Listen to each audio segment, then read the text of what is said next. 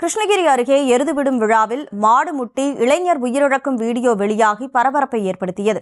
இது தொடர்பான கூடுதல் விவரங்களோடு செய்தியாளர் பிரதீப்குமார் இணைப்பில் இருக்கிறார். பிரதீப்குமார், வணக்கம். என்ன நடந்தது? வணக்கம். கிருஷ்ணகிரி அடுத்த பழையப்பேட்டை பகுதியில் ஆண்டுதோறும் எருதுவிடும் விழா விமர்சனம் நடைபெற்று வருவது வழக்கம்.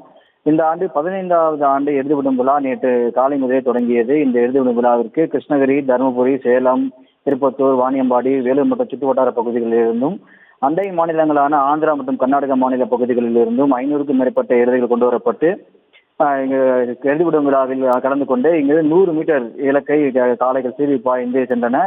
இந்த எருதுவிடும் விழாவில் பல லட்சம் ரூபாயில் பரிசுகள் வழங்கப்பட்டது குறிப்பிடத்தக்கது. இந்த எருதுவிடும் விழாவை காண கிருஷ்ணகிரி மாவட்ட பல்வேறு பகுதிகளிலிருந்தும் அண்டை மாவட்டங்களிலிருந்தும் ஆந்திரா மற்றும் கர்நாடக மாநில பகுதிகளிலிருந்தும் 10,000க்கும் மேற்பட்ட இளைஞர்கள் பொதுமக்கள் குவிந்து விழாவை கண்டு ரசித்து வந்தனர்.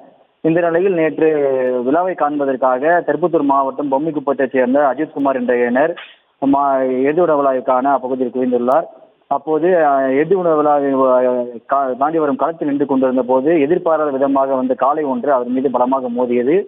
இதில் சம்பவ இடத்திலேயே அஜித்குமார் சுருண்டி விழுந்ததை அடுத்து அவர் அங்கிருந்து மீட்கப்பட்டு ஆம்புலன்ஸ் மூலம் கிருஷ்ணகிரி அரசு மருத்துவமனையில் சிகிச்சைக்கு அனுமதிக்கப்பட்டார்.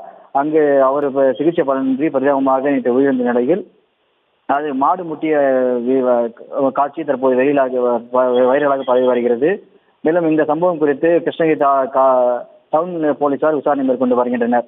மேலும் நேற்று நடைபெற்ற இந்த சம்பவம் தற்போது இப்பகுதியில் மாடு முட்டி இளைஞர் உயிரிழந்த சம்பவம் சமூக வலைத்தளங்களில் வேகமாக பரவி வருகிறது. இதனால் இப்பகுதியில் பரபரப்பு ஏற்பட்டுள்ளது. விவரங்களை வழங்கியதற்கு நன்றி பிரதீப்குமார்.